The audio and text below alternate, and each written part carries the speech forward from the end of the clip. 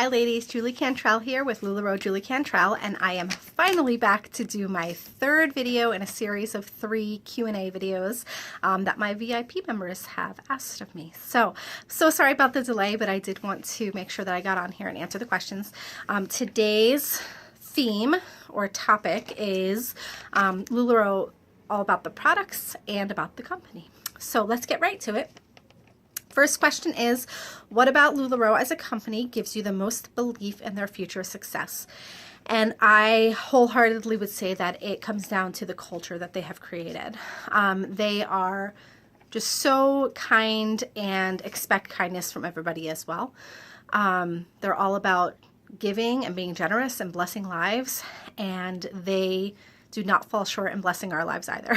So I think that's really why they'll be around for the long haul, is because they really truly care about their consultants. They care about the customers. They care about their product. They care about their business. But I really think that that's what's going to kind of be the glue that holds them together. What are the training programs like? Okay, so this is kind of a two-part answer. A big part of LuLaRoe, because it is considered multi-level marketing, a lot of the training comes from your sponsor or from your leader or from your sponsor or your entire upline. So there's a lot of videos and live webinars and things like that, focusing on all sorts of relevant topics. So that stuff is always going on. And it's actually a 3-part question or 3-part answer. The other part is there are weekly conference calls, webinars, where they will give information, but then there's also a kind of train the trainer type of call that same day, just a few hours later. So everybody that's a consultant can participate in the first one, which is just basically all information to keep people updated. And then the training one is typically for people that are sponsors or have other people that they are training along the way. So like I said, a lot of your training comes directly from your sponsor. And so LuLaRoe as a company takes the time to train the people that are doing the training.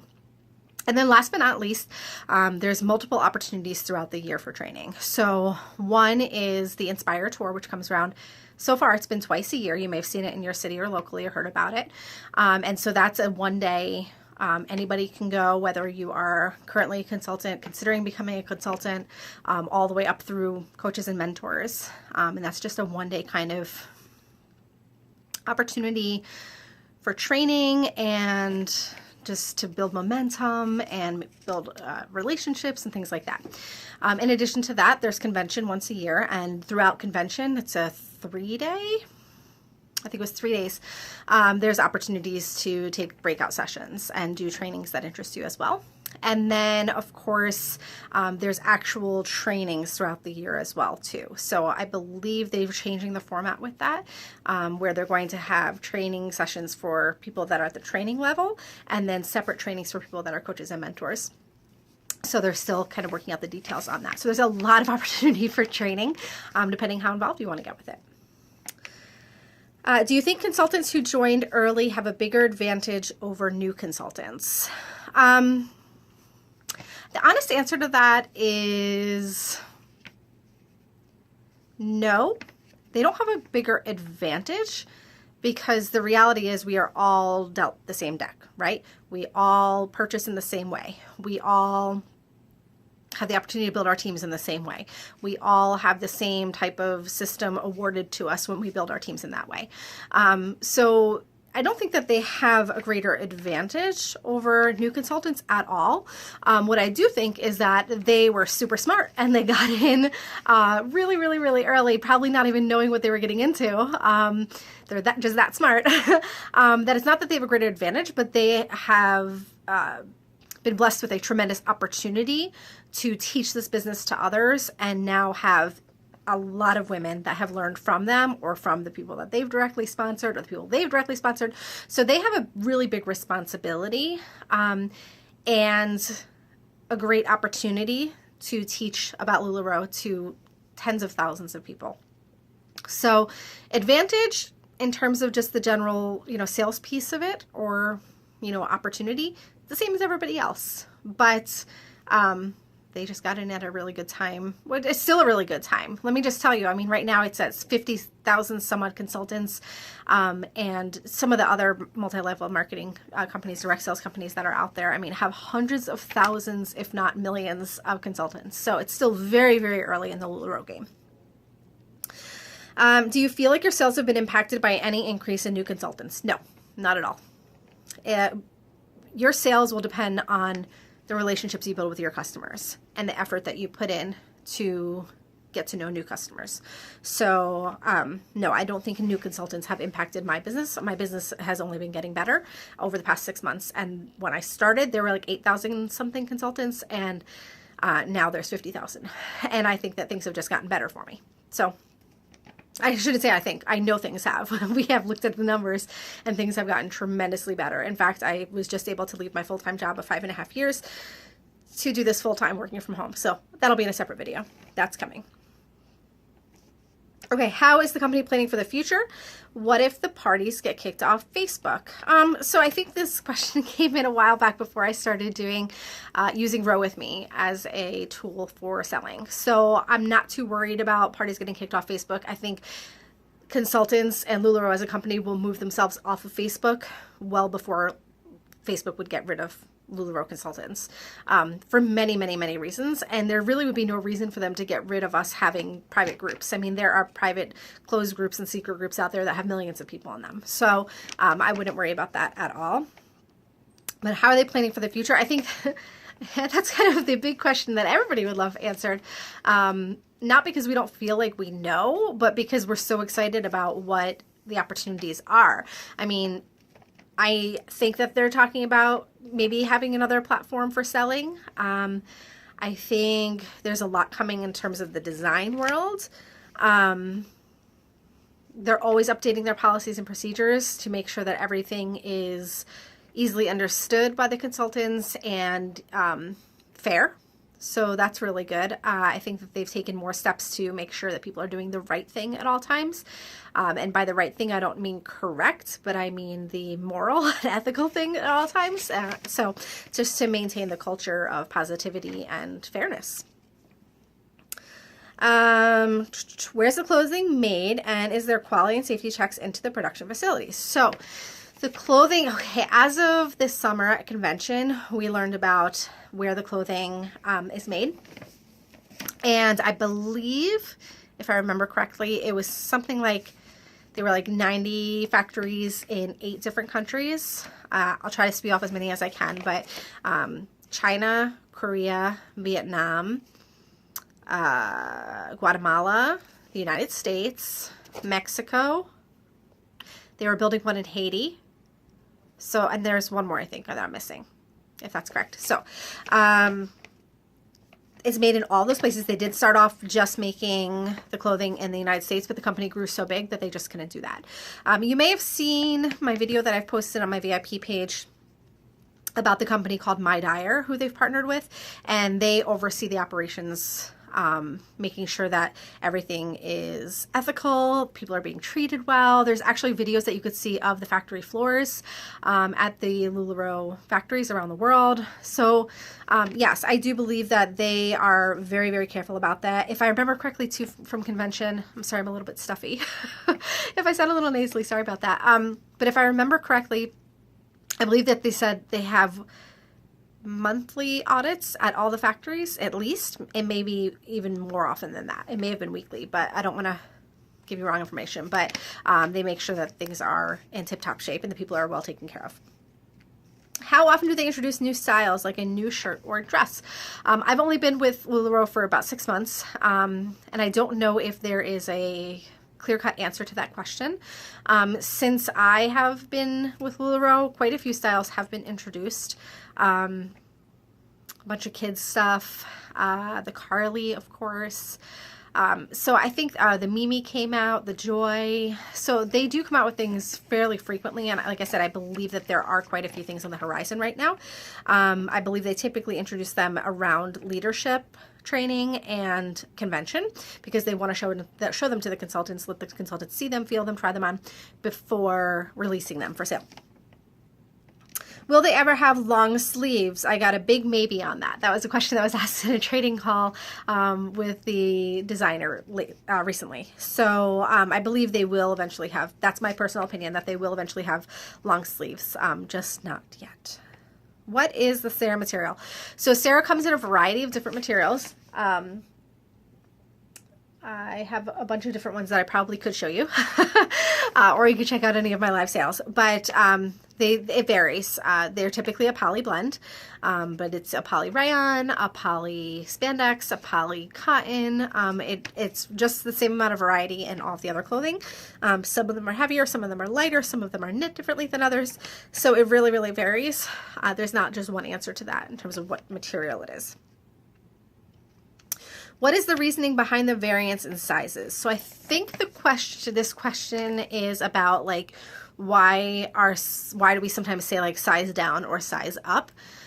So with any clothing designer, when they're designing something, they are designing it to fit a certain way. So same thing with LuLaRoe. When they have designed the Irma, it's designed to fit as an oversized tunic. Some people don't want it that oversized though, so that's why I say if you want it to have a retail fit, go down 2 sizes. Okay, so for example, I'm wearing an Irma right now. I typically wear a 2XL in retail, and this is a size large because I wanted it to fit a little bit more, I don't know, form-fitting, shall I say. I don't want it to be clingy, but I want it to fit a little bit more form-fitting, whereas I didn't want it just to be a loose tunic. So that's really why. And the Randy is the opposite. I typically size up a size in the Randy. And the reason is because I do feel that it is a more form-fitting design. That's how it was made, supposed to be more form-fitting. So it's really about how it was designed, and then it's just kind of people's preferences. Let's see. I think that was the question. The other question that may have been is regarding like leggings. Like some people have found that if leggings are from different countries, supposedly, that they fit differently. So that problem was addressed a long time ago. Some people still believe that it is the case, but for the most part, it shouldn't be. For the most part, it should be much more consistent. There is always room for error. There is always a bit of variance because when they are cutting the fabric, well, I'll show you using this piece of paper. When they're cutting the fabric, it is all stacked up, you know, maybe 100 pieces of fabric thick. And then they're going through, and like I said, you could find these videos online where you can kind of see behind the scenes. But then they're taking and they're cutting around, right? So obviously the one at the bottom that has 100 other pieces on top of it with that weight is going to be more spread out because of the weight on it, right? If it's got some elastic or spandex in it, versus the one on top is going to be shrunken up a bit more. So when they're doing that, you're going to find a little bit of variance or variation with sizing simply based on the physics of it all. So I don't know if that was the question or the actual like sizing by style, but either way, I think I got both of them for you. What are your favorite pieces? What are my favorite pieces? That's really tough. I really love them all. It depends what kind of mood I'm in. In terms of dresses, casual dress, Carly. Dressy dress, Nicole, I believe is my favorite. I do like the Amelia, but I think the Nicole looks better on my body. Tops, it's tough. It really depends on the Irma, depending on what fabric it's made of, because that'll determine how it hangs on me and the sizing of it. Irma was my first love. I do love the length of the Irma for the most part, covering up my hindquarters. But I have also fallen in love with the Perfect Tee very, very much. So I love both of them. I love the Cassie skirt. Cassie skirt is one of my favorites. It's so comfortable. And Maxis are great. And the Monroe, I love the Monroe. The Sarah is great. I live in my Sarah. I really honestly love every piece that I have tried. I wear my Joy all the time. I have like one of those like mustardy gold ones, and it matches everything. I really have liked everything. One thing that, okay, so the weird thing for me is the classic tee for me.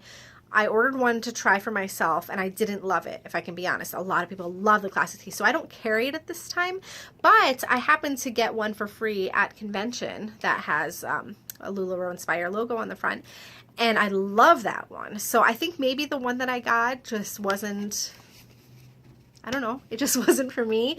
I think I should probably give them another try. But I also like my tees and my sleeves to be a little bit longer, so that's why I prefer the Irma and the Perfect over the Classic too. Okay, so here is one that's got a little emotion in it. I will read it verbatim. It said, "Lately, I'm frustrated when I'm looking for unicorns. I'll watch as unicorn after unicorn is snatched up only to be sold on eBay. What is the company policy on this?" So if you're not familiar with what a unicorn is, if you're new to LuLaRoe or haven't heard that term, you probably have if you're watching this, but it's a highly sought after print. So typically leggings are unicorns. There's sometimes unicorn dresses too, but typically leggings and are the most popular ones. So what's the policy on that in regards to eBay? It is completely forbidden. It is against policies and procedures. You could be removed from the company if you get caught selling on eBay or any other platform like that. So it is not allowed. Now, there's two things that are happening. There are still some consultants out there that are doing very unethical things, and they may be posting on there. It'll come for them, right? It's only a matter of time. It might give them a quick buck now, but it'll come back to them. And then there's also customers, right? There's customers that will search for the unicorn with the intent to flip them, all right? So what we typically do, if you're a flipper, you should know this, is that if anybody gets caught flipping in in our team, or even beyond that, like even in my upline, they'll post like, FYI, this person has been caught flipping. So, just most people choose to remove them from their groups if that does go out there. So we all look out for each other. If we find that something like that is happening, it's not good for business. It's not good for our customers. So we're going to address it. Okay. Does the company offer you any incentives for sales? For example, earn a free product, get a car, earn trips. Yes. So LuLaRoe does take the top salespeople on a cruise each year. So you do have to meet a certain amount of sales in terms of number of pieces and dollar amount sold in order to that's pretty much how it goes for now. Maybe changing as well. But in order to cruise qualify. And once you do that over a certain period of time, it's usually 3 months within a 4-month period, then you cruise qualify and you get to go on a all expenses paid cruise once a year. So that's really exciting. I have just started doing this full time, and this is my first full month doing it. Not even full month. This is my first month doing it full time. This is my first week doing it full time, I should say. And I am on pace. It's the end of the month, but I am on pace to cruise qualify this month. I really just worked my tail off because that was a goal for mine. So in order to cruise qualify for this month, and then I'll have to do it for 2 more months as well. But yeah, that's always a goal. In terms of other free stuff, they give away a lot of freebies all the time. Sometimes you might get a freebie in your box, in your shipment. Sometimes you might get a freebie, at a training at Inspire. We got Monroe's. In Inspire last spring, we got Cassie's. Convention, we got Carly's. So yeah, they're always giving out freebies. And does the company do anything to give back? So I wanted to end on this because there's a lot that they do to give back. There's the Shine Project, which you can see on the LuLaRoe Supply website. If you want to host a pop-up and host it as a fundraiser, or if you want to do a fundraiser for an organization, you can absolutely do that. That is at the consultant's discretion. So if you want to do it just out of the kindness of your heart, you can. But LuLaRoe will also donate to that as well. So once you, for each item that you sell, the dollar amount of that item, LuLaRoe will pitch in a certain amount of money as well for each of those items. So you just have to keep a very specific spreadsheet of what you sold it for, and then you submit that, and then they'll be able to send a donation as well for that fundraiser. So they definitely do that a lot. You just have to get the okay from them, and from what I've heard, they've okayed almost everything. I actually haven't taken it to that level yet, but I oftentimes do try to incorporate some type of fundraising into the sales that I'm already having. So I did one for breast cancer awareness for one that I hosted for one of my team members. We did one for the March of Dimes. So by all means, if you would like to give, they are fully supportive of not only having you give, but helping you give as well. So That's all for this round of questions. We made it through these 2 pages of questions. I'm so sorry that it took months and months and months. As I'm sure you can imagine, the past couple months were absolutely kind of crazy, wrapping up my old job and getting into this full time. So I'm excited to talk to you guys more about that. I'm actually going to be posting a video as well that talks about my 6-month update and my transition into full-time. So if you have any questions for me, feel free to leave them down below, or you can email me. My email address is in the down bar as well. It is just LuLaRoe@gmail.com. And of course, you can find me on Facebook at www.facebook.com/groups/LuLaRoe Julie Cantrell. So I look forward to hearing from you guys soon, and have a great day. Bye.